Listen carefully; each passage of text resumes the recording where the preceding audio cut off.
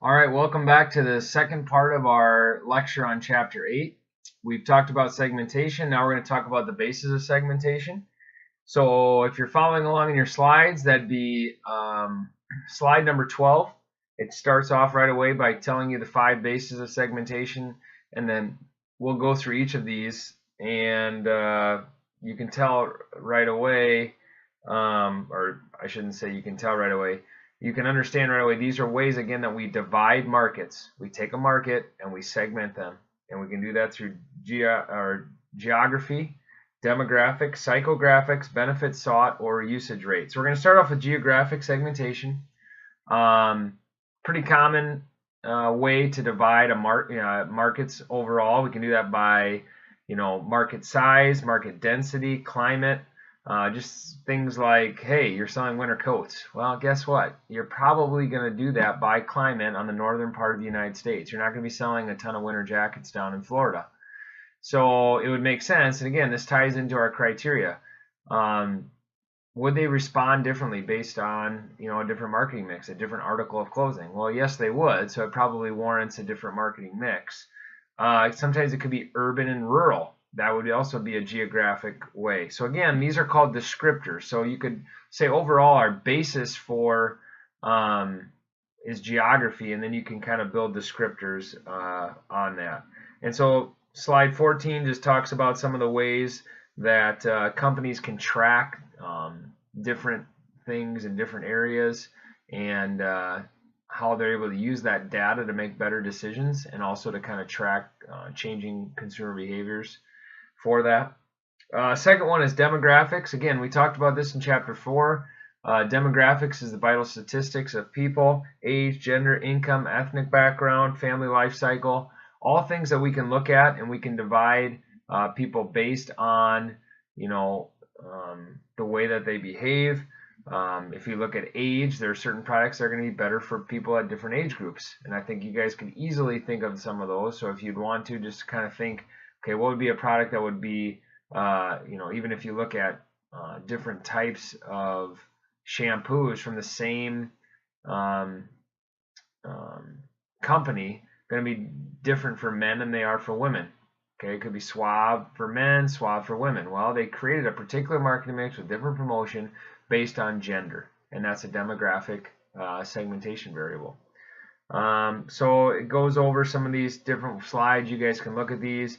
16, in the U.S., women influence 80% of consumer purchases.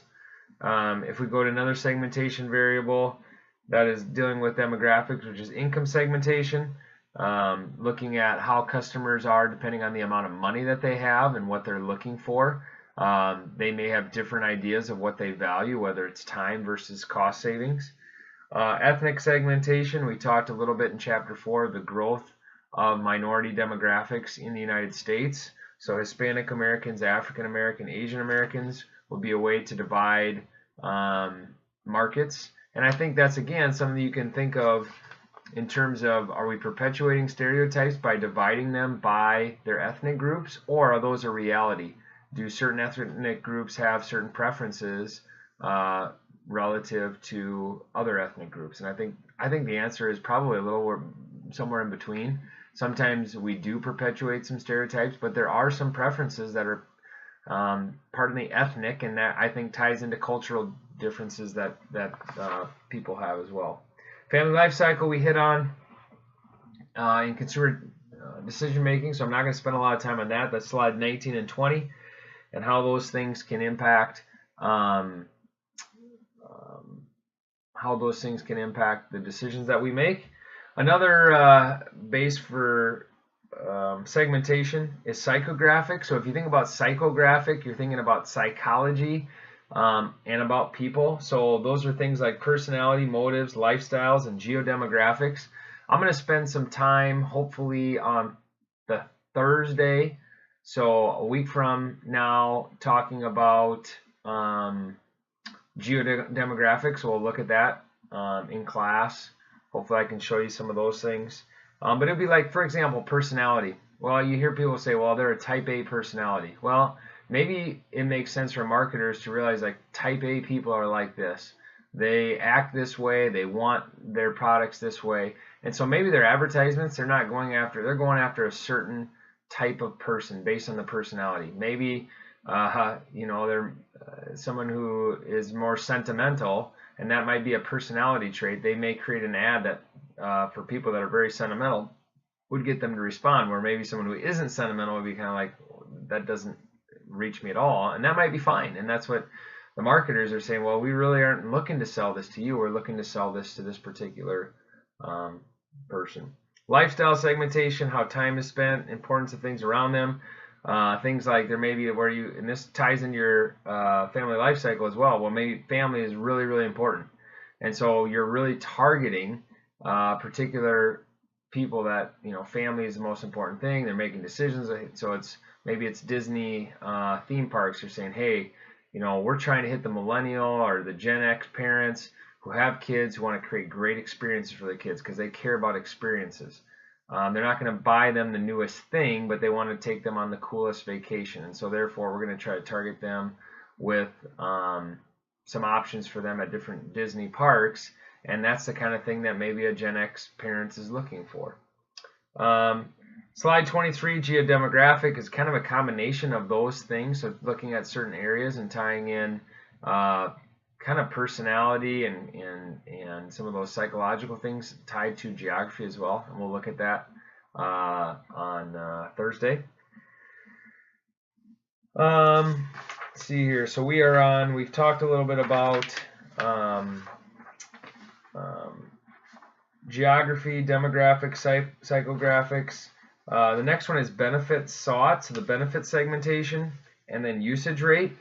If you think about those commercials that I showed in class with Arm & Hammer, they were trying to increase usage, but you could also say, hey, they're using this for cooking, they're using baking soda for this particular thing. So you could have particular commercials, particular products. You might take a product, let's just say they're using them for toilets and they wanted you to use baking soda, Arm & Hammer baking soda into the toilets. They said it was good for the septic. Well, maybe it won't come in a box. Maybe it would come in a tablet of some kind that you could drop into the toilet. So it could be that the product is exactly the same, but they're going to create a particular marketing mix. They're going to segment a marketing mix based on the benefits that are sought from the product or service.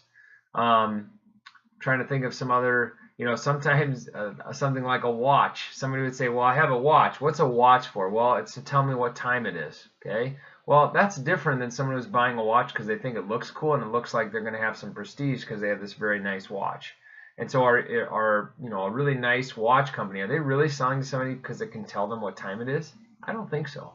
I think they're trying to, ladder up on those needs for significance or something like that. So you can divide them, but maybe there's some people that really want to know what time it is, or they want to be able to, on a track or cross country, keep track of, be able to start, get their laps, do the different things. Well, that's a different benefit. Same product, but separated by the benefits that they're going to use that product for. The last one is usage rate. So you can go after people who are heavy users or light users. A company might, that's one of the reasons why they have little loyalty programs. Then they know who their customers are. And this principle, the 80-20 principle, is really, really true. Most of the time, most of the revenue profits of a company are driven by about 20% of the people. It's the 80-20 principle. And so therefore, sometimes companies will say, hey, we're going to divide up who our heavy users are and who our light users are, and we're going to create marketing mixes for those different groups so that we can allocate resources most effectively. So slide 26 there really goes into the 5 different bases that we talk about. This would be an excellent test question. What are the 5 bases of segmentation that are most often used? And then give me an example of how you could do it if we looked at a particular company. And so they list those: geography, demographics, psychographics, benefits, and usage rate. And then it also lists below there some descriptors that could be used on the basis. Okay, so if geography is the base, well, climate could be the descriptor. If demographics is the base, well, gender could be the descriptor that's used. And so you should know the difference between the bases and the descriptors and should be able to apply them to a company. Most of the bases that we've talked about so far are just for consumers. They're really not dealing with business. Businesses can be divided up much differently than that. We're not going to go into that too much, but I want you to at least be familiar, or at least be exposed to what's on chapter or slide 28 and 29. That many times, a business really doesn't have a personality, so you're really not going to divide that by personality. It doesn't have a gender, so you can't really use that. So a lot of times you're going to divide them by things like their geographic location, the type of company, the size of the company. Is it a private? Is it a not-for-profit?